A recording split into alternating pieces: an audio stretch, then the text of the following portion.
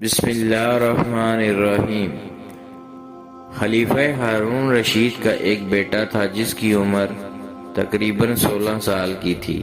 وہ بہت کثرت سے زائدوں اور بزرگوں کی مجلس میں رہا کرتا تھا اور اکثر قبرستان چلا جاتا، وہاں جا کر کہتا کہ تم لوگ ہم سے پہلے دنیا میں تھے، دنیا کے مالک تھے، لیکن اس دنیا نے تمہیں نجات نہ دی حتیٰ کہ تم قبروں میں پہنچ گئے۔ کاش مجھے کسی طرح خبر ہوتی کہ تم پر کیا گزری ہے اور تم سے کیا کیا سوال و جواب ہوئے ہیں۔ اور اکثر یہ شعر پڑھا کرتا، مجھے جنازے ہر دن ڈراتے ہیں اور مرنے والوں پر رونے والیوں کی آوازیں مجھے غمگین رکھتی ہے۔ ایک دن وہ اپنے باپ کی مجلس میں آیا، اس کے پاس وزراء، امراء سب جمع تھے اور لڑکے کے بدن پر ایک کپڑا معمولی اور سر پر ایک لنگی بندھی ہوئی تھی۔ اراکین سلطنت آپس میں کہنے لگے کہ اس پاگل لڑکے کی حرکتوں نے امیر المومنین کو بھی دوسرے بادشاہوں کی نگاہ میں ذلیل کر دیا۔ اگر امیر المومنین اس کو تنبیہ کریں تو شاید یہ اپنی اس حالت سے باز آ جائے۔ امیر المومنین نے یہ بات سن کر اس سے کہا کہ بیٹا، تو نے مجھے لوگوں کی نگاہ میں ذلیل کر رکھا ہے۔ اس نے یہ بات سن کر باپ کو تو کوئی جواب نہیں دیا، لیکن ایک پرندہ وہاں بیٹھا تھا، اس کو کہا کہ اس ذات کا واسطہ جس نے مجھے پیدا کیا، تو میرے ہاتھ پر آ کر بیٹھ جا۔ وہ پرندہ وہاں سے اڑ کر اس کے ہاتھ پر آ کر بیٹھ گیا، پھر کہا کہ اب اپنی جگہ چلا جا۔ وہ ہاتھ پر سے اڑ کر اپنی جگہ چلا گیا۔ اس کے بعد اس نے عرض کیا کہ ابا جان، اصل میں آپ دنیا سے جو محبت کر رہے ہیں اس نے مجھے رسوا کر رکھا ہے۔ اب میں نے یہ ارادہ کر لیا ہے کہ آپ سے جدائی اختیار کر لوں۔ یہ کہہ کر وہاں سے چل دیا اور ایک قرآن شریف صرف اپنے ساتھ لیا۔ چلتے ہوئے ماں نے ایک بہت قیمتی انگوٹھی بھی اس کو دے دی کہ ضرورت کے وقت اس کو فروخت کر کے کام میں لائے۔ وہ یہاں سے چل کر بصرہ پہنچ گیا اور مزدوروں میں کام کرنے لگا۔ ہفتہ میں صرف ایک دن شنبہ کو مزدوری کرتا اور 8 دن تک وہ مزدوری کے پیسے خرچ کرتا اور 8ویں دن پھر شنبہ کو مزدوری کر لیتا اور 1 درم اور 1 دانک یعنی درم کا چھٹا حصہ مزدوری لیتا، اس سے کم یا زیادہ نہ لیتا۔ 1 دانک روزانہ خرچ کرتا۔ ابو عمر بصری رحمہ اللہ علیہ کہتے ہیں کہ میری ایک دیوار گر گئی تھی، اس کو بنوانے کے لیے میں کسی معمار کی تلاش میں نکلا۔ میں نے دیکھا کہ نہایت خوبصورت لڑکا بیٹھا ہے، ایک زنبیل پاس رکھی ہے اور قرآن شریف دیکھ کر پڑھ رہا ہے۔ میں نے اس سے پوچھا کہ لڑکے مزدوری کرو گے؟ کہنے لگا کیوں نہیں کریں گے، مزدوری کے لیے تو پیدا ہوئے ہیں۔ آپ بتائیں کہ کیا خدمت مجھ سے لینی ہے؟ میں نے کہا گارے مٹی کا کام لینا ہے۔ اس نے کہا کہ 1 درم اور 1 دانک مزدوری ہوگی اور نماز کے اوقات میں کام نہیں کروں گا، مجھے نماز کے لیے جانا ہوگا۔ میں نے اس کی دونوں شرطیں منظور کر لیں اور اس کو لا کر کام پر لگا دیا۔ مغرب کے وقت جب میں نے دیکھا تو اس نے 10 آدمیوں کی بقدر کام کیا۔ میں نے اس کو مزدوری میں 2 درم دیے، اس نے شرط سے زائد لینے سے انکار کر دیا اور 1 درم اور 1 دانک لے کر چلا گیا۔ دوسرے دن میں پھر اس کی تلاش میں نکلا، وہ مجھے کہیں نہ ملا۔ میں نے لوگوں سے تحقیق کیا کہ ایسی صورت کا ایک لڑکا مزدوری کیا کرتا ہے، کسی کو معلوم ہے کہ وہ کہاں ملے گا؟ لوگوں نے بتایا کہ وہ صرف شنبہ ہی کے دن مزدوری کرتا ہے، اس سے پہلے تمہیں کہیں نہیں ملے گا۔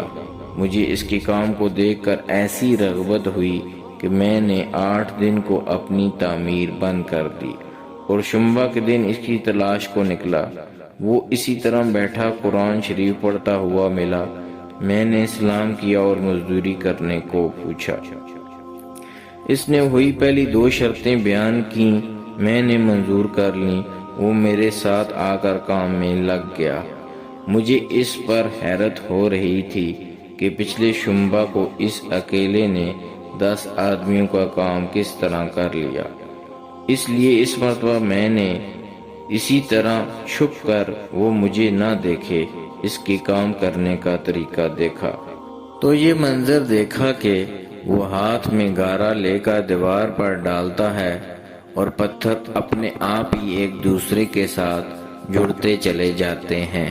مجھے یقین ہو گیا کہ یہ کوئی اللہ کا ولی ہے اور اللہ کے اولیاء کے کاموں کی غیب سے مدد ہوتی ہی ہے۔ جب شام ہوئی تو میں نے اس کو 3 درم دینا چاہے، اس نے لینے سے انکار کر دیا کہ میں اتنے درم کیا کروں گا، اور 1 درم اور 1 دانک لے کر چلا گیا۔ میں نے 1 ہفتہ پھر انتظار کیا اور تیسرے شنبہ کو پھر میں اس کی تلاش میں نکلا، مگر وہ مجھے نہ ملا۔ میں نے لوگوں سے تحقیق کیا، ایک شخص نے بتایا کہ وہ 3 دن سے بیمار ہے، فلاں ویرانہ جنگل میں پڑا ہے۔ میں نے اس شخص کو اجرت دے کر راضی کیا کہ وہ مجھے اس جنگل میں پہنچا دے۔ وہ مجھے ساتھ لے کر اس جنگل ویران میں پہنچا تو میں نے دیکھا کہ وہ بے ہوش پڑا ہے، آدھی اینٹ کا ٹکڑا سر کے نیچے رکھا ہوا ہے۔ میں نے اس کو سلام کیا، اس نے جواب نہ دیا۔ میں نے دوسری مرتبہ سلام کیا تو اس نے آنکھ کھولی اور مجھے پہچان لیا۔ میں نے جلدی سے اس کا سر اینٹ پر سے اٹھا کر اپنی گود میں رکھ لیا۔ اس نے سر ہٹا لیا اور چند شعر پڑھے، جن میں سے 2 یہ ہیں: میرے دوست، دنیا کی نعمتوں سے دھوکے میں نہ پڑ، عمر ختم ہوتی جا رہی ہے اور یہ نعمتیں سب ختم ہو جائیں گی۔ جب تو کوئی جنازہ لے کر قبرستان میں جائے تو یہ سوچتا رہا کر کہ تیرا بھی ایک دن اسی طرح جنازہ اٹھایا جائے گا۔ اس کے بعد اس نے مجھ سے کہا کہ ابو عمر، جب میری روح نکل جائے تو مجھے نہلا کر میرے اسی کپڑے میں مجھے کفن دے دینا۔ میں نے کہا، میرے محبوب، اس میں کیا حرج ہے کہ میں تیرے کفن کے لیے نئے کپڑے لے آؤں؟ لڑکے نے کہا کہ کفن تو پرانا ہو یا نیا، برحال بوسیدہ ہو جائے گا۔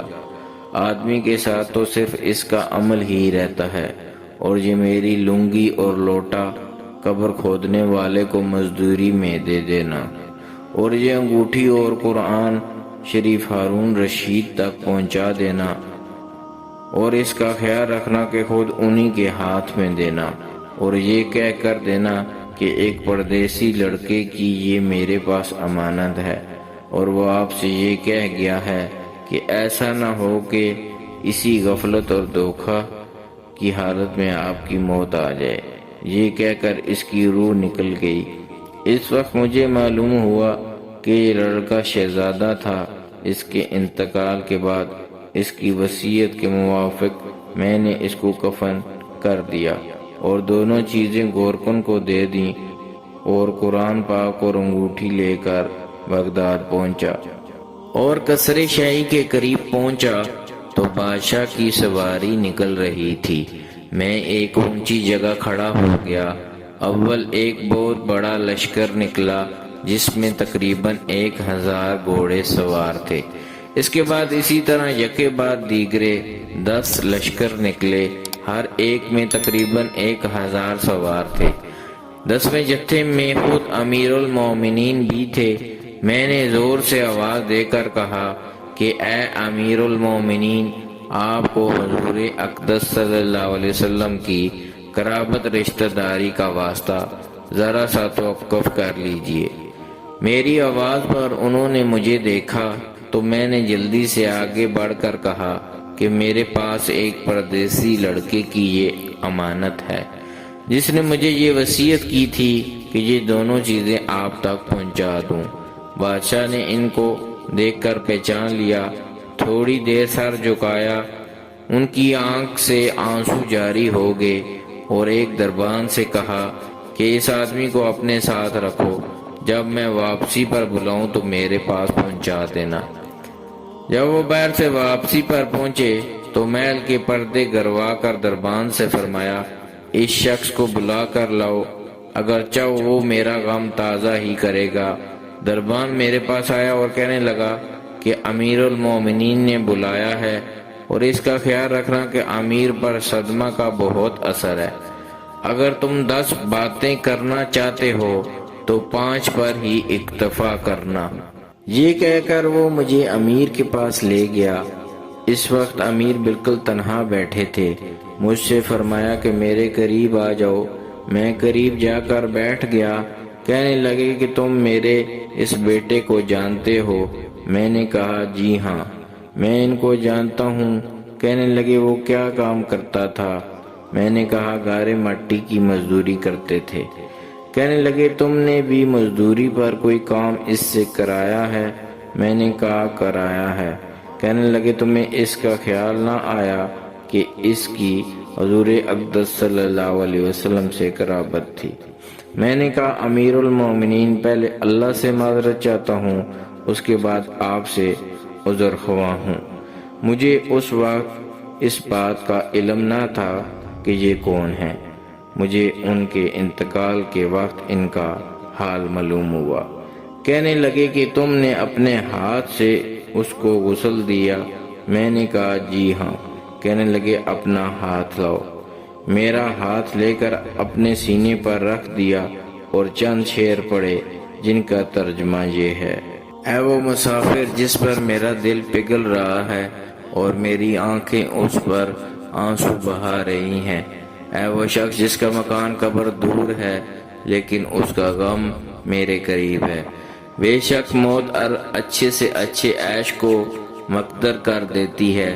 وہ مسافر ایک چاند کا ٹکڑا تھا، یعنی اس کا چہرہ جو خالص چاندی کی ٹہنی پر تھا، یعنی اس کے بدن پر۔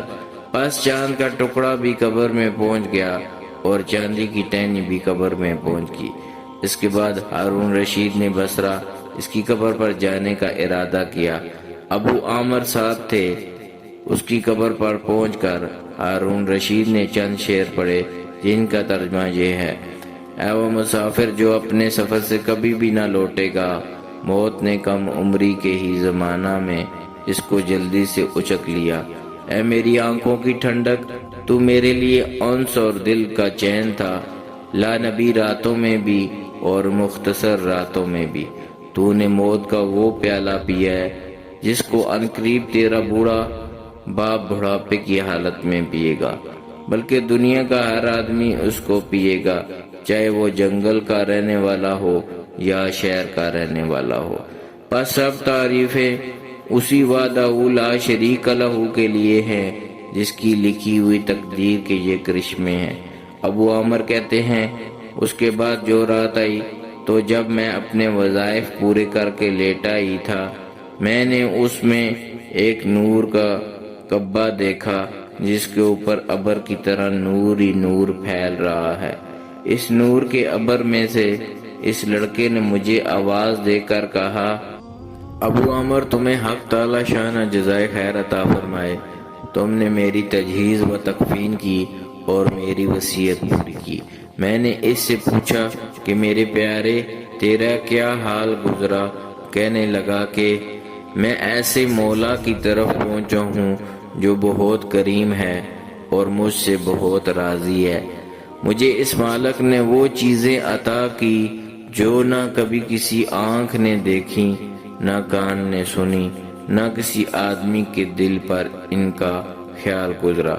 اس کے بعد اس لڑکے نے کہا کہ حق تعالی شانہ نے قسم کھا کر فرمایا ہے، جو بھی دنیا سے اس طرح نکل آئے جیسے میں نکل آیا، اس کے لیے یہی اعزاز و اکرام ہے جو میرے لیے ہوئے۔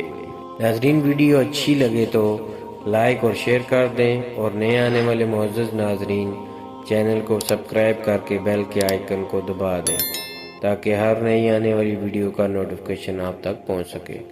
شکریہ۔